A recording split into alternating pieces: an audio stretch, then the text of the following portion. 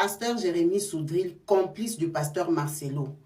Le pasteur Jérémy Soudril prétend ne pas être au courant que le pasteur Marcelo est publié sur la toile pour les djalis de sa femme, que lui-même aussi connaît. Il a accepté de quitter le Canada, venir prêcher au Congo démocratique l'équilibre, la sainteté et la grâce sous invitation du pasteur Marcelo qui est au tribunal pour le djali de sa femme et pour l'argent qu'il doit donner à la famille de sa femme. Donc, entre deux procès, le pasteur Jérémy Soudril ne trouve pas d'inconvénient de venir nous embrouiller avec la prédication de l'équilibre, la grâce et la sainteté. Il vient les mains vides. Il quitte le Canada, il n'amène rien au Congo. Mais par contre, les Congolais doivent organiser son arrivée.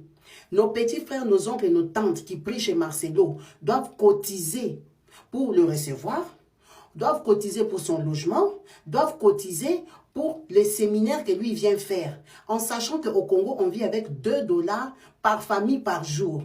Un pays pauvre, il ne vient pas prêcher gratuitement, il n'amène rien. Rien, même pas un conteneur de friperie, même pas un conteneur de nourriture. Il vient aussi se servir. Seulement dans la population là qui n'a déjà rien. Il vient vous donner l'équilibre. Pendant que dans leur amitié, il n'y a pas d'équilibre. Il est incapable de dire au pasteur Marcelo de s'asseoir d'abord, de terminer son problème avec sa belle famille et la population congolaise qui sont des millions et des millions à le suivre.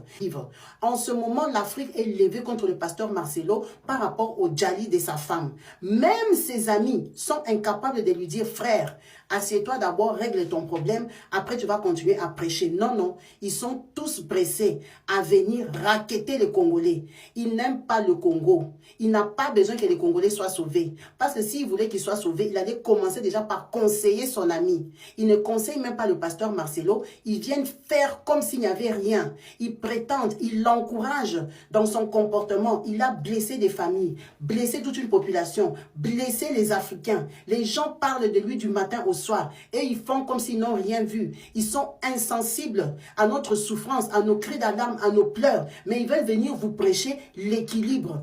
Est-ce qu'un pasteur comme le pasteur Soudril peut nous prêcher à nous l'équilibre qui vivons dans un pays sans eau, sans électricité, sans scolarisation, sans hôpital? Quel équilibre lui va nous prêcher? Il n'a jamais galéré dans sa vie. Il n'a jamais manqué à manger. Il n'a jamais manqué l'électricité pendant une année. Quel équilibre et sainteté il va nous prêcher? Quand son ami a un problème comme ça, il ne prêche pas à Marcelo la sainteté, mais il vient prêcher aux Congolais. Le président de la République, Papa Félix Tshisekedi, levez-vous pour cette cause. Tous